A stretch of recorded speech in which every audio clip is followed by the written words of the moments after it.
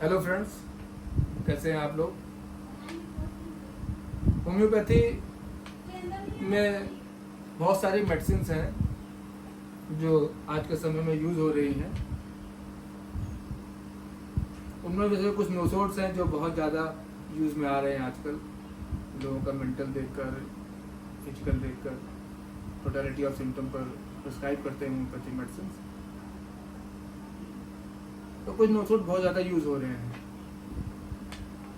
इसी कड़ी में मैं आपको आज बताना चाहता हूँ, हमारे यहाँ होम्योपैथी में एक नोसोड है कार्सिनोसिन।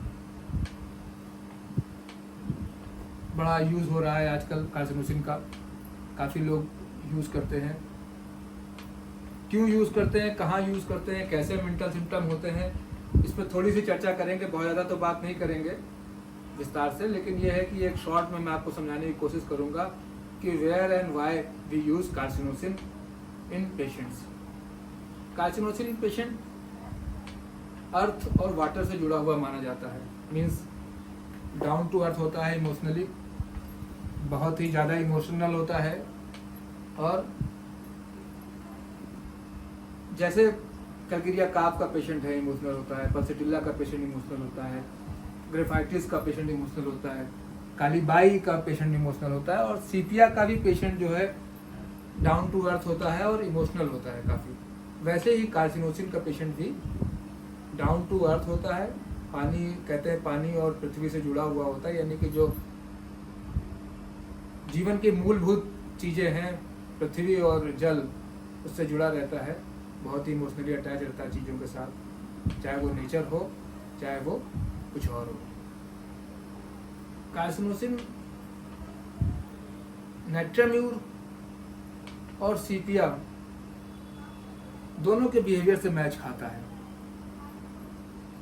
दोनों ही इमोशनल और सेंसिटिव है। वैसे ही कार्सिनोसिन भी इमोशनल और सेंसिटिव है।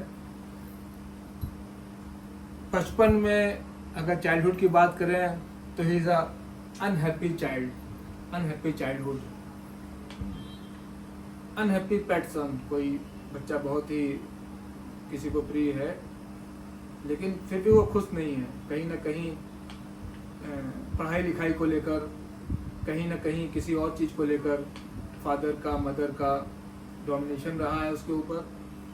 या तो वो मेंटल डोमिनेशन रहा है या फिजिकली भी डोमिनेशन रहा। पढ़ाई को लेकर बहुत ज़्यादा फादर का डोमिनेशन रहा, पढ़ना है, लिखना है, बहुत डांट पर पढ़ती रही, मदर की पढ़ती रही, बड़े भाई की पढ़ती रही, सिस्टर की पढ़ती रही। किसी का भी डोमिनेशन हो सकता है। या वो खुद से इमोशनली इतना सेंसिटिव था कि हमेशा जो है मेरिट में आने के लिए और क्लास में टॉप रहने के लिए हमेशा कॉम्पिटिशन्स में लगा रहा। इमोशनली बहुत ज़्यादा सेंसिटिविटी रही, और कि टॉप करना है, टॉप करना है। घर वालों ने प्यार मोहब्बत से भी कहा कि यार तुम्हें जो है कुछ करके दिखाना है और क्लास में टॉप करना है, तो वो लगा हुआ है बेचारा। तो ऐसा पेशेंट होता है, वो अनहैप्पी होता है, क्योंकि वो सेटिस्फाइड नहीं होता है। ना खुद सेटिस्फाई होता है, ना उसके फैमिली वाले उसको सेटिस्फाई होने देते हैं। इसमें सिर्फ बच्चों की बात नहीं करेंगे, बड़ों की भी बात करेंगे कि कोई अपने हस्बैंड से या हस्बैंड अपनी वाइफ से अनहैप्पी है, ऐसे ही डोमिनेशन चल रहा है, किसी बात को लेकर डोमिनेशन हो रहा है, मदर से डोमिनेशन हो रहा है, या किसी फैमिली मेंबर से, मैंने जैसे कहा कि बच्चों में भाई बहन से भी हो सकता है, किसी से भी। तो ये बड़ों में भी हो सकता है। ये डोमिनेशन वहाँ पर दिख सकता है कि डोमिनेंट है कोई उसके ऊपर, और वो उस रेस में भगाने की कोशिश कर रहा है, या इमोशनली वो बहुत ज़्यादा डोमिनेट कर रहा है कोई किसी पर, उसका इमोशनली उसको परेशान हो रहा है उसके कारण वो। और जैसा कि उसकी बात करते हैं हम अर्थ की, तो अर्थ और मदर दोनों को एक जैसा माँ माना गया है। तो अर्थ भी क्या करती है और मदर भी क्या करती है, दोनों ही नरिश करती हैं। तो कार्सिनोसिन का पेशेंट भी उसी तरह केयर टेकर होता है, अफेक्शनेट होता है, बहुत केयर करता है लोगों की। जैसे फास्फोरस का पेशेंट भी बहुत ही अफेक्शनेट और केयर टेकर होता है, वैसे ही कार्सिनोसिन भी माँ और पृथ्वी की तरह, जो जिनको माना गया है कि जो हमें भोजन देती है, जो हमारे लिए जीने का सलीका उपलब्ध कराती है, चीज़ें उपलब्ध कराती है, वैसे ही कार्सिनोसिन बहुत ज़्यादा केयर टेकर है, बहुत ही लविंग है, और अफेक्शनेट है बहुत ज़्यादा, और कहा गया है कि बहुत he lost and loneliness feeling होती है उसके अंदर, चाहे वो पेशेंट बड़ा हो, बूढ़ा हो या कोई बच्चा ही क्यों ना हो। जैसा कि कार्सिनोसिन मेडिसिन का नाम है, नोजोड है, और कैंसर की तरह इसके अंदर भी मेंटली डिफरेंशिएशन ग्रोथ आ जाती है, लॉस्ट हो जाती है ग्रोथ, सॉरी डिफरेंशिएशन हो जाता है ग्रोथ का, वो लॉस्ट हो जाता है कि कहीं पे भी कहीं ग्रोथ हो रही, कुछ हो रहा है और कुछ हो रहा है, और रेगुलर ग्रोथ रहती है, अनइवन ग्रोथ हो रही है, अनरेगुलर ग्रोथ हो रही है, ऐसा कार्सिनोसिन में रहता है। और बात करें कार्सिनोसिन की, तो कार्सिनोसिन का पेशेंट स्ट्रेस को तेजी से रिएक्ट करता है।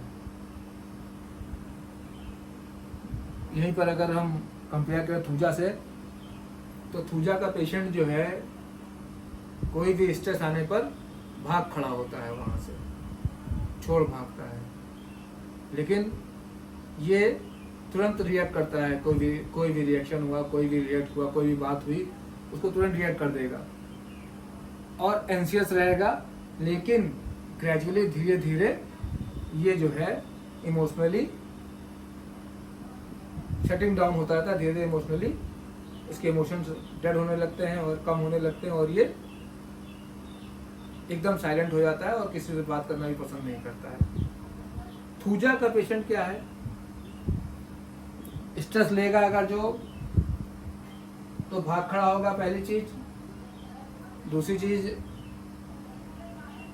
डिफरेंट टॉपिक पे काम करने से घबराएगा, अवॉइड करेगा उसको, और बहुत जल्दी जल्दी अपना जो बिजनेस है या यूं कहें कि जो काम कर रहा है, वर्क कर रहा है, नौकरी कर रहा है, वो वहाँ से स्विच करेगा।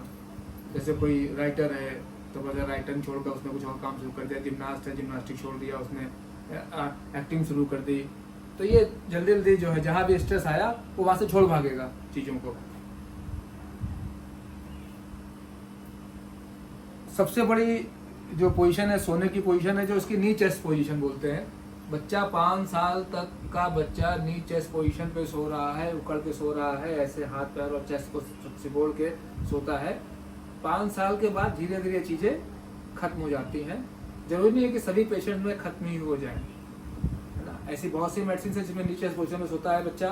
फास्फोरस में जैसे नी चेस्ट सोता है, सीपिया में भी सोता है, लाइको में भी सोता है, ट्यूबरकुलिनम में भी सोता है, मेडोरिनम में भी सोता है, कल्केरिया फॉस का भी बच्चा नीचे पोजिशन होता है। बस उनके डिफ्रेंशिएशन अलग अलग चीज़ें हैं, अलग अलग बातें हैं, उनका मेंटल अलग है, उनका फिजिकल अलग है, उनकी बहुत सी चीज़ें अलग हैं, तो हम उसको कंपेयर नहीं करेंगे यहाँ पर, सिर्फ कार्सिनोसिन की बात करेंगे।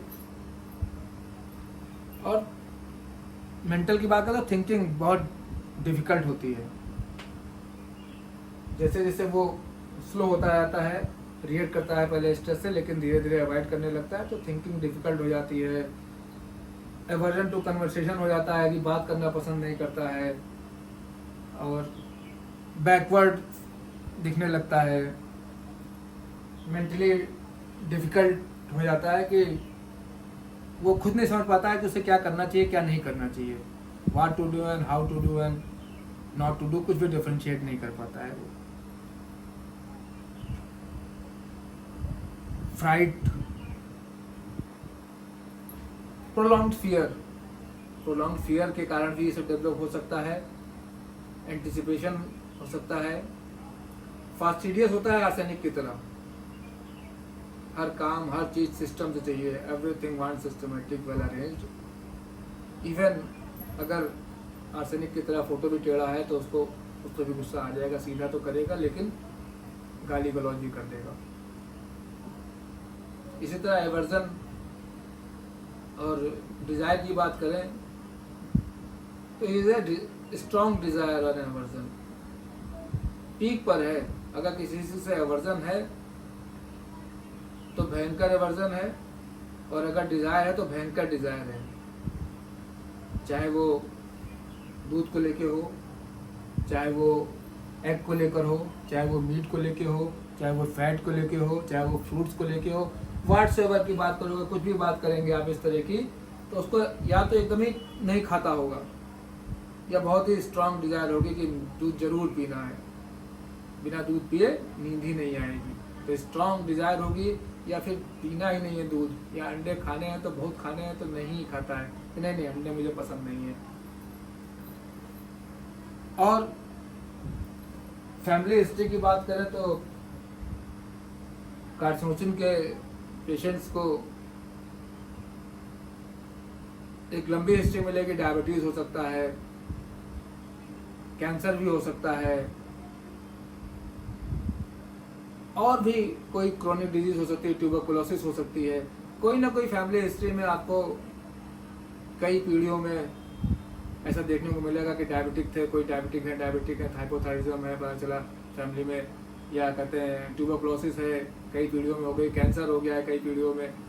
तो ये भी ज़्यादा रहेगा कि कोई एक बीमारी या कई सारी बीमारियां उसकी फैमिली में होती आई हैं। और अगर इस तरह का पेशेंट मिलता है और स्ट्रांग मेंटल मिलते हैं कि फास्टिजियसनेस भी है, और क्या कहते हैं आपका नीचे पोजीशन पे सो भी रहा है, स्ट्रांग डिज़ायर एंड एवर्जन्स हैं, अनहैप्पी चाइल्ड रहा है, या फिर बहुत ज़्यादा क्या कहते हैं स्ट्रांगली वो अपने क्लास में